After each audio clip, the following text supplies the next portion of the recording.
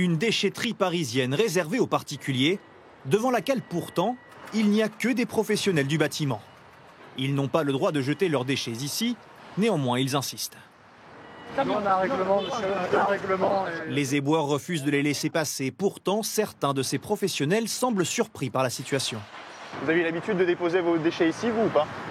De temps en temps, parce que c'est compliqué. Ils nous disent avoir pris l'habitude de jeter leurs gravats dans les déchetteries parisiennes, gratuites comme celle-ci, car dans celles prévues pour les déchets du BTP, il faut payer très cher. À peu près. Un camion, on va dire, de meubles, ça peut nous coûter 190 hors taxe. Ah oui, c'est beaucoup. Des situations propices à la corruption. Exemple, dans une déchetterie du nord parisien. Sur ces photos, des professionnels du BTP vident illégalement leurs gravats dans les bennes de la déchetterie. Elles ont été prises lors d'une enquête commandée par la ville de Paris en 2019, après des soupçons de corruption passive.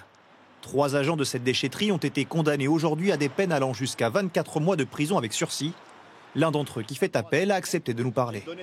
C'est difficile de supporter ça, c'est de l'injustice.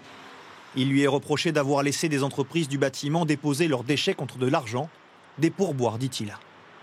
Il nous donnait soit 5 euros, 10 euros, 2 euros, ça dépend. Mais dire que j'ai vu quelqu'un demander des sous à l'entrée, moyennant l'entrée, non, non, non. Je n'ai jamais vu ça, non, non, non. Les éboueurs accusés de corruption jurent avoir signalé ces situations à leur hiérarchie, mais assurent qu'ils avaient pour consigne de laisser passer toute personne avec un justificatif de domicile. Sur ce site, selon la mairie de Paris, il se serait partagé au moins 200 000 euros en petites coupures depuis 5 ans. Et selon ces éboueurs d'une autre déchetterie, ceux qui n'acceptent pas ces sommes d'argent sont violemment menacés par certains professionnels du BTP. Quand on ferme les yeux, t'as jamais de problème. Quand tu fais ton travail, que tu te fasses, derrière, il y en a qui disent je vais vous attendre en sortant. Ouais. Ils vous menacent si vous ne laissez pas passer. D'après l'enquête administrative de la ville de Paris, des faits de corruption existent dans toutes les déchetteries de la capitale. Les supérieurs hiérarchiques des éboueurs auraient-ils volontairement fermé les yeux sur ces pratiques?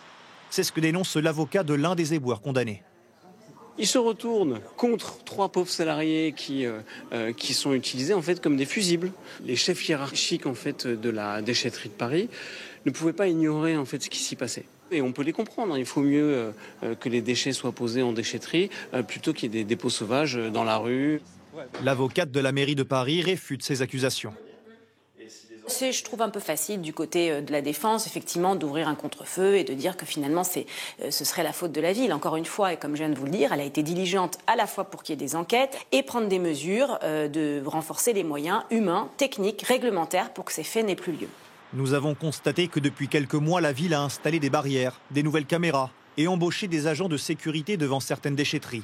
La mairie de Paris estime que le traitement du surplus de déchets provoqué par la corruption sur 5 ans a coûté 17 millions d'euros.